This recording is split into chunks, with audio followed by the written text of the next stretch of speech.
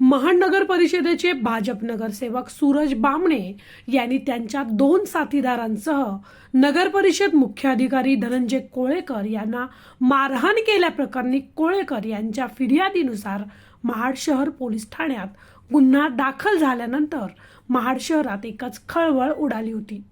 मात्र याबाबत सूरज बामणे यांनी पत्रकारांना दिलेल्या प्रतिक्रियेत आम्ही नाही तर मुख्याधिकाऱ्यांनीच आम्हाला मारहाण केल्याचा आरोप केला असून त्या पद्धतीची एक NCR अर्थात तक्रार त्यांनी पोलीस स्टेशनमध्ये दाखल केली आहे।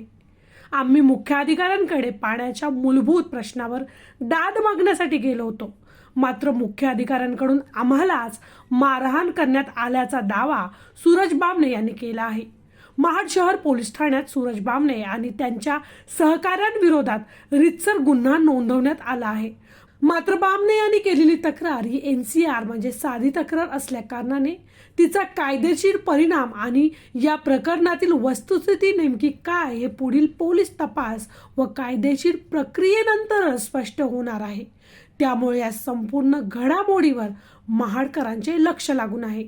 या घटनेबाबत काय म्हणाले सूरज बामणे हे आपल्या सविस्तर बातमीच्या माध्यमातून पाहूयात। हा प्रकार खऱ्या अर्थाने जर का सांगायला गेला तर एप्रिल-मे महिन्यापासून चालू आहे।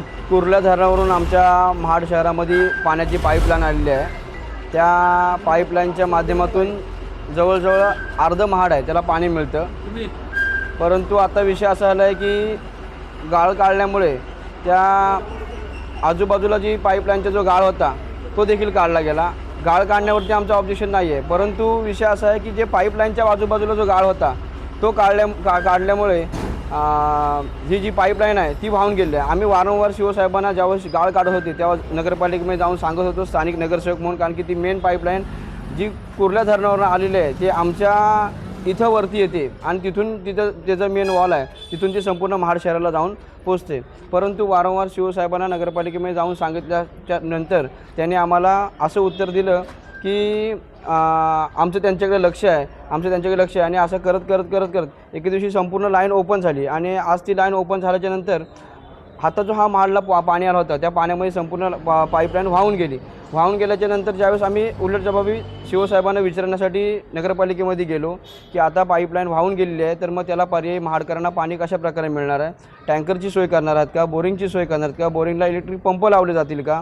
परंतु अशा प्रकारे आम्ही जबाब मागण्यासाठी ज्यावेळेस नगरपालिकेमध्ये गेलो तर त्याच्या आदल्या दिवशी आम्ही जबाब मागायला गेलो होतो, त्याच्या आदल्या दिवशी एक पत्रकार परिषद झाली होती। त्या पत्रकार परिषदेमध्ये सर्व नगरसेवकांनी असं सांगितलं होतं की ह्याला जबाबदार येथील स्थानिक नगरपालिका नसून लघु पाटबंधारेवाले आहेत आणि असं शिवसाहेबांचं देखील म्हणणं होतं। त्या पत्रकार परिषदेमध्ये मी सांगितलं होतं की याला जबाबदार जरी लघु पाटबंधारेवाले असले तरी त्याचबरोबर इथे स्थानिक नगरपालिका, स्थानिक शिवसाहेब आणि त्याचबरोबर ठेकेदार ह्या तिन्ही लोकांचा याच्यामध्ये सहभाग आहे।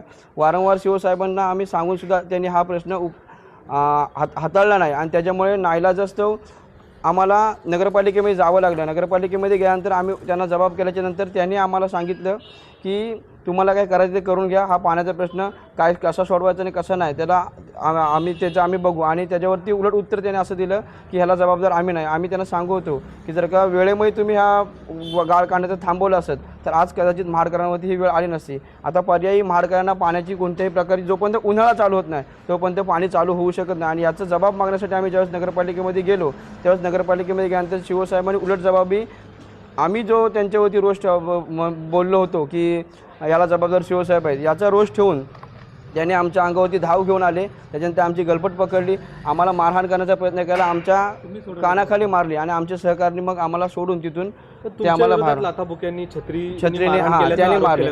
आम्ही काय तिथे कोणत्या प्रकारची खंडणी मागण्यासाठी गेलो होतो का, आम्ही काय तिथे कोणत्या प्रकारचा हप्ता मागण्यासाठी गेलो होतो का, आम्ही काय तिथे कोणत्या प्रकारची कॉन्ट्रॅक्ट मागण्यासाठी गेलो होतो, आम्ही तिथे फक्त जनतेच्या मूलभूत हक्कासाठी पाणी मागण्यासाठी गेलो होतो। परंतु पाणी मागायला गेल्यानंतर त्यांनी आरडाओरड करून आम्हाला मारहाण केली आणि उलट आमच्या विरोधात तुम्ही लाथाबुक्यांनी मारली छत्रीने, हे कितपत योग्य आहे? हे त्यांनी खोटे आमच्यावरती आरोप केले। त्या ठिकाणी जर पाहायला गेलं तर तुम्ही 3 लोक होते आणि सीओ एकटेच होते? नाही, शिवनच्या जोडीला सुद्धा 2 माणसं होती, शिवसाहेब एकटे नव्हते। तुम्ही जी व्यथा मांडली या ठिकाणी पाण्याचा, याबाबत तुम्ही कुठे कुठे पत्रव्यवहार केला होता मी नगरसेवक असल्या कारणामुळे आम्हाला हे विषय माहीत नव्हते की हा विषय लघु पाटबंधाऱ्याचा आहे. हा विषय आम्हाला ज्यावेळेस लाईन वाहून गेली त्याच्यानंतर आम्ही नगरपालिकेमध्ये गेल्यानंतर आम्हाला हे विषय कळतात की हा विषय लघु पाटबंधाऱ्याकडनं आला. पत्रव्यवहार कुठे कुठे केले? मी नगरसेवक असल्या कारणामुळे मी वारंवार नगरपालिकेमध्ये जातो आणि तिथे गेल्याच्यानंतर वारंवार आम्ही सीओ साहेबांना हा विषय उपस्थित करत होतो. त्याचबरोबर 1-2 वेळा नगरपालिकेच्या सीओ साहेबांना,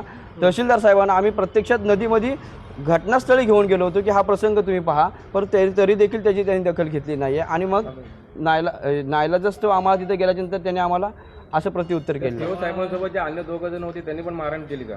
नाही, त्यांनी आम्हाला मारहाण केली नाही आहे.